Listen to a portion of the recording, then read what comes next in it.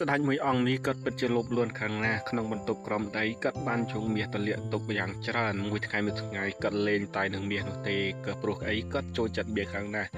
ថ្ងៃមួយនោះមានម្ចាស់ទឹកម្ចាស់ដីបានប្រែក្លាខ្លួនគឺជាបុរសក្រិនម្នាក់បានមកធ្វើរឿងដ៏អស្ចារ្យដាក់ស្ដេចពេលដែលឃើញបុរសនោះយកដៃទៅចុចឆ្មាខ្លាយទៅជាឆ្មាមាសគាត់ត្រេកអរណាស់គាត់ចង់បានឆ្មាមាសនោះភ្លាមរំពេចនោះគាត់ក៏បានស្នើសុំឲ្យម្ចាស់ទឹកម្ចាស់ដីនោះធ្វើឲ្យគាត់នឹងមានឥទ្ធិពលមានសិលអាចប្រែក្លាយអ្វី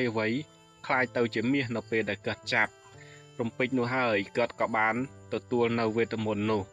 ឆ្មាគ្រាន់តែដឹងថាស្ដេចទទួលនៅវេទមន្តនោះភ្លាមដឹងខ្លួនថាខ្លួនច្បាស់ជាខ្លាចជាឆ្មាមាសមិនខានក៏ព្យាយាម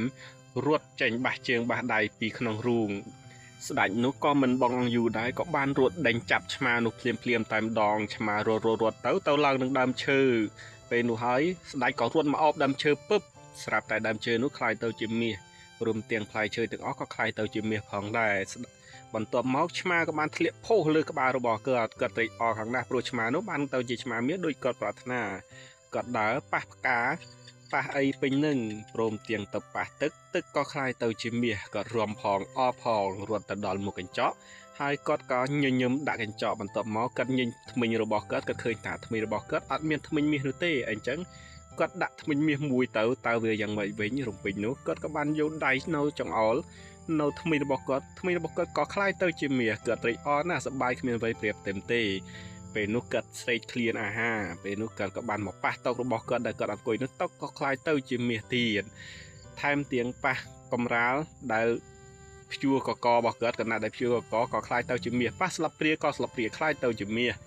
ពេលគាត់ទៅចាប់ម្ហូបអ្វីក៏ម្ហូបនោះคล้ายទៅជាមាសទាំងអស់គាត់ពិតជាចាប់ដើមខឹងនឹងមួម៉ៅហើយពេលចាប់ចេកយកមកបកឆៃក៏ចេកនឹងคล้ายទៅជាមាសពេលនេះបានស្រក់ទឹកមាត់ហើយបាទដល់ពេលចាប់ទឹកមកផឹកក៏ទឹកនឹងคล้ายទៅជាមាសទៀតពេលនេះស្ដេចចាប់ដើមបែកញើសនឹងមួម៉ៅយ៉ាងខ្លាំងរំពេចនោះនៅសល់មាន់ក៏ចាប់មាន់យកមកញាត់ចូលមាត់ពឹបមាន់ក៏คล้ายទៅជាមាសដល់រឹងឆ្កើទៀតគាត់ចាប់ដើមក្តៅក្រហាយពេលនោះគាត់មួម៉ៅគាត់បានបោកនឹងវាយតុកវាយមហូបរាយពេញនឹងទាំងអស់រំពេចនោះហើយគាត់បានដឹងថាដៃរបស់គាត់ពិតជាគួរឲ្យខ្លាចខ្លាំងណាស់ព្រោះគាត់មិនអាចហូបនៅអាហារអ្វីទាំងអស់បាននោះទេហើយគាត់គិតថាបើគាត់ស្លាប់ទៅសង្ស័យឆ្អឹងរបស់គាត់ក៏คล้ายទៅជាមាសនោះទៀតគាត់ពិតជាគួរឲ្យខ្លាចខ្លាំងណាស់គាត់បានរត់ប្រយចេញទៅក្រៅរាជវាំងប៉ុន្តែរំពេញនោះមានស្រមោលខ្មោចមាសមួយបានចេញមកគំរាមនឹងធ្វើជាអាកររបស់គាត់ភ័យខ្លាំងណាស់គាត់ក៏បានរត់ស្ទុះប្រយចូលទៅក្នុងបន្ទប់ក្រោមដីវិញរំពេចនោះហើយគាត់ងាកទៅដើម្បីរកតាចាស់ក្រិនម្នាក់នោះហើយក៏សុំឲ្យតាចាស់ក្រិនម្នាក់នោះប្រែឲ្យគាត់ទៅជាមនុស្សធម្មតាទៅខ្ញុំសុំអង្វរបុរសក្រិនម្នាក់នោះក៏បញ្ជាឲ្យខ្លាយទៅជាមនុស្សធម្មតាពិត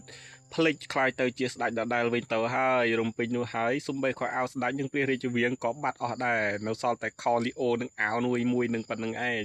រំពេចនោះក៏បានធ្លាក់នំប៉័ងមកគាត់ក៏យល់ដៃទៅប៉ះនំប៉័ងពើបនំប៉័ងអត់បានខ្លាយទៅជាមាសទេពេលនេះគាត់ត្រេកអរខ្លាំងណាស់គាត់មិនចង់បានអ្វីក្រៅពីនំប៉័ងដើម្បីជំនះកាពះរបស់គាត់នោះទេនេះហើយគឺជាដាច់លោភលន់នៅថ្ងៃចុងក្រោយសល់ត្រឹមប៉ុណ្្នឹងឯងអេវ៉ាំង